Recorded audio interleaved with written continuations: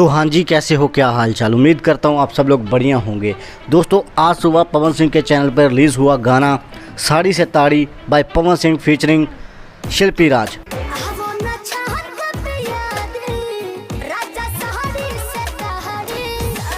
और दोस्तों इस गाने पे मैंने रिएक्शन वीडियो ऑलरेडी अपलोड की हुई है, अगर आप देखना चाहते हो तो आप देख सकते हो।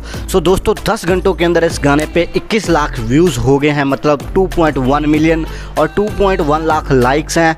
और इस समय ये गाना ट्रेंडिंग पे आ गया है दोस्तों।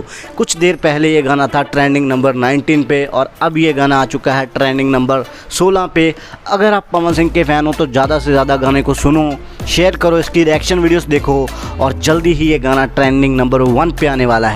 और दोस्तों हाँ, अगर रिएक्शंस की बात हो ही रही है तो मेरा एक बड़ा ही प्यारा भाई है, बड़ा ही क्यूट है यार ये बंदा। इसका चैनल है गुरप्रीत सिंह नाम पे, आप एक बार इसकी रिएक्शन चेकआउट करना, आपको मज़ा आ जाएगा माँ कसम। इस वीडियो को ज़्यादा से ज़्यादा शेयर करो, लाइक करो। और आप क्या चाहते हो, पवन सिंह का गाना ट्रेंडिंग नंबर 1 पे आए या ट्रेंडिंग नंबर 0 पे, जल्दी कॉमेंट करके बताओ।